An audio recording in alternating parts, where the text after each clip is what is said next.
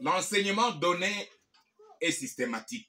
Premier conflit des pasteurs avec Dieu, c'est le conflit des œuvres des pasteurs qui sont confondus avec l'œuvre de Dieu. Deuxième conflit des pasteurs avec Dieu, c'est le conflit de l'identité. Les pasteurs présentent aux Nations Unies une ASBL comme identité. Et les Nations Unies perçoivent l'Église comme une ASBL alliée aux Nations Unies, contrôlée, dominée par les Nations Unies. Or, par son identité initiale, l'Église, c'est un produit du sacrifice personnel de Jésus-Christ lui-même.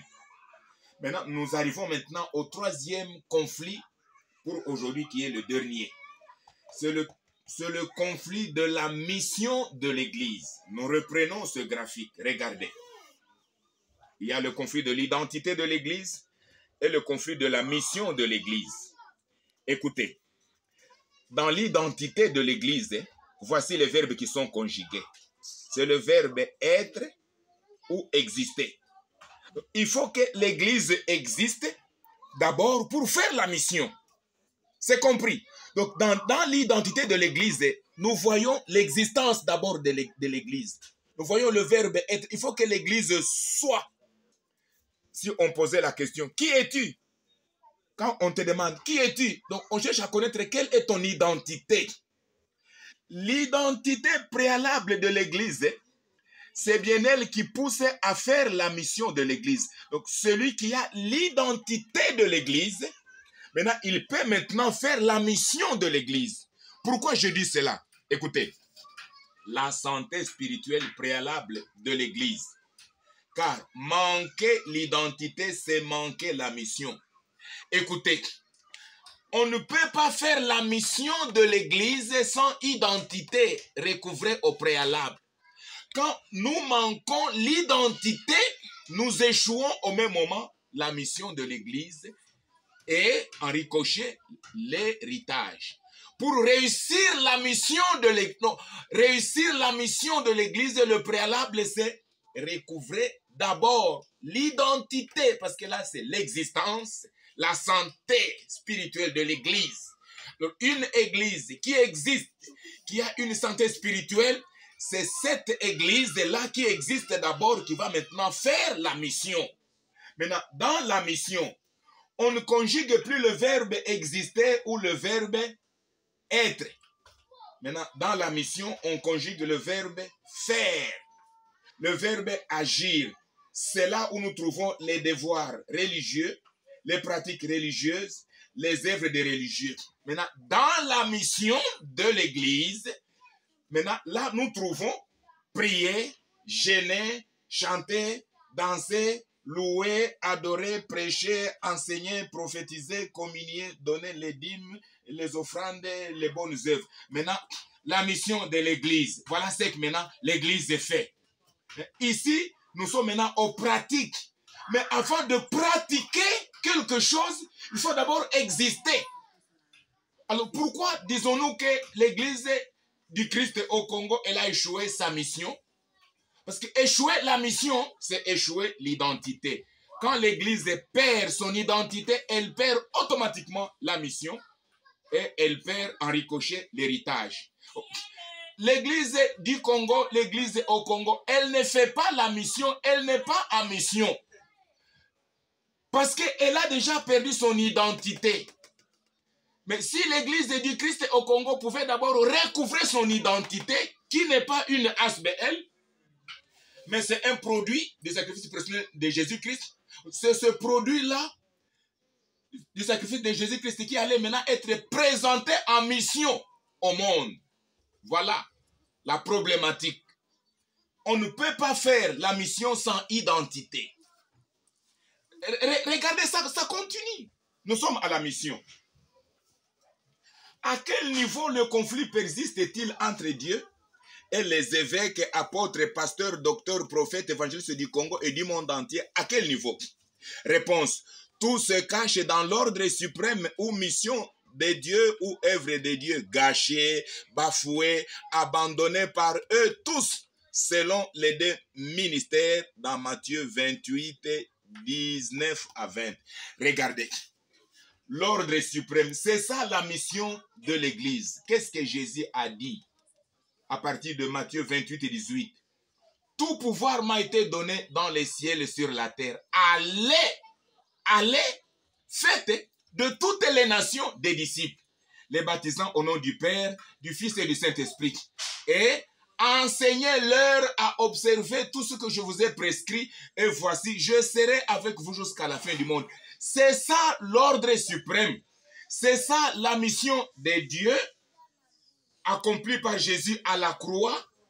Maintenant, la mission de Dieu accomplie par Jésus à la croix, c'est cette mission de Jésus-Christ qui a été confiée maintenant à l'Église pour l'appeler aujourd'hui mission de l'Église. Mais en soi, la mission, elle n'est pas de l'Église. La mission, elle est une mission de Dieu accomplie par Jésus à la croix. Maintenant, Jésus, avant de monter au ciel, il a pris sa mission, il a maintenant confié à son Église, et nous appelons aujourd'hui mission de l'Église. La mission n'est pas tout d'abord de l'Église, elle est la mission de Dieu, accomplie par Jésus à la croix. Et maintenant, la mission de Jésus confiée à l'Église. Maintenant, regardez maintenant le problème. Cette mission-là, elle a deux ministères. Le ministère d'évangélisation en dehors du sanctuaire, dans le monde, chez les Nations Unies, et le ministère d'édification dans le sanctuaire, maintenant dans une assemblée locale. Vous voyez, où est le problème aujourd'hui? Le problème est ici. Maintenant, les évêques, les apôtres, les pasteurs rejettent la mission de l'Église à faire où on n'accomplit pas la mission de l'Église dans des églises locales bâtiments. Non. La mission de l'Église s'accomplit ici au monde où il y a les maisons des habitants. La mission de l'Église s'accomplit chez les Nations Unies. Les Nations Unies ne sont pas dans des églises et bâtiments. Les Nations Unies sont dans le monde. Alors, les pasteurs démissionnent de la mission à accomplir dans le monde auprès des Nations Unies. Alors, les pasteurs évêques se cloisonnent dans des églises et bâtiments. Ce qu'eux font dans des églises et bâtiments, c'est ce qu'eux appellent mission de l'Église. Regardez, la faute continue. La mission de l'Église, elle s'accomplit ici au monde pécheur. C'est ça le monde pécheur. C'est ça le monde païen. C'est ça les Nations Unies. Donc Jésus a laissé mission, a confié mission pour l'accomplir où? Auprès des Nations Unies. Ce sont des Nations Unies esclaves de Satan, des Nations Unies pécheresses.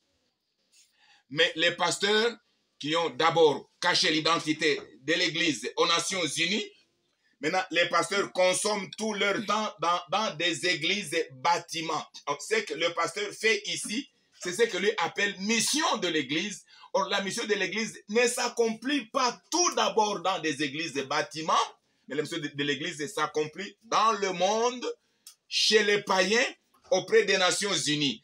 Mais ça, c'est très grave. Regardez. Ça c'est dit la même chose. La mission de l'Église, elle ne s'accomplit pas dans des églises et bâtiments de 4 murs. Ici, c'est le pasteur avec ses fidèles. Quand il prie ici, il chante, il danse, il loue, ils disent, nous faisons la mission. La mission de l'Église, c'est ça le monde a gagné. Voilà. Donc c'est ça le monde, non? Parce que là où il y a le monde, il y a les Nations Unies, il y a les maisons, il y a les cœurs des habitants. Donc, la mission de l'Église ne s'accomplit pas. Regardez, ici, on appelle ici cloisonnement des missionnaires de la montagne de Mangengengue. Les autres vont se cloisonner où? Sur la montagne de Mangengengue pour prophétiser là-bas. Les autres, cloisonnement des missionnaires de la chambre de prière. Les autres se cloisonnent ici dans des chambres de prière. Il y a le cloisonnement des églises et bâtiments de 4 murs, cloisonnement à la montagne de Mangengengue, cloisonnement dans les chambres de prière. Ici, on prophétise, ici, on parle en langue. Ici, on prophétise, ici, on parle en langue. Ici, ce sont les marathons de prière, séminaires, louanges, adoration. Alors, quand les évêques, les pasteurs consomment tout leur temps dans des temples, dans des chambres de prière, à Mangengengue, alors ils disent, nous faisons la mission. Or, c'est ça la démission flagrante et consciente et coupable et aussi punissable. La mission de l'église ne s'accomplit pas dans des bâtiments cloisonnés. Elle ne s'accomplit pas à Mangengengue. Elle ne s'accomplit pas dans des chambres de prière. La mission de l'église, elle s'accomplit dans le monde, chez les Nations Unies, dans des maisons des habitants. C'est ici. Mais les pasteurs, ils ont démissionné de leur mission à accomplir où? Chez les Nations Unies dans le monde. Eux consomment tout leur temps dans des églises, bâtiments cloisonnés, dans des chambres de prière. Et à Mangengengue, nous sommes en mission, nous faisons la mission parce que nous prions, nous chantons, nous dansons, nous gênons, nous recevons les dîmes et les offrandes. Ici, il n'y a pas la mission. La mission, c'est d'abord ici. C'est là où est le tempologue et christologue Néhémie Amani Bizinga. Il est mandaté d'aller vers les nations, leur présenter l'évangile du royaume messianique. Moi, je ne suis pas au cloisonnement des églises, des bâtiments. Je ne suis pas au cloisonnement des chambres de prière. Moi, Néhémie Amani Bizinga, je suis envoyé en mission où? Dans le monde, auprès des Nations Unies, car ici, ce sont les Nations Unies méchantes, esclaves de Satan depuis Genèse 3. Ce conflit persiste, et même autour de la mission. De la même manière que le conflit persiste dans les devoirs, dans l'identité. Voilà encore un troisième conflit, même dans la mission. Les pasteurs, les évêques, ils ont démissionné. Mais Néhémie Amani Bizinga, il est en mission où? Pas dans les 4 murs cloisonnés, pas dans des chambres de prière. Je suis en mission. Dieu m'a envoyé en mission. Je vais en mission. Je suis avec les Nations Unies en mission. Ça continue. Le conflit continue. Hein.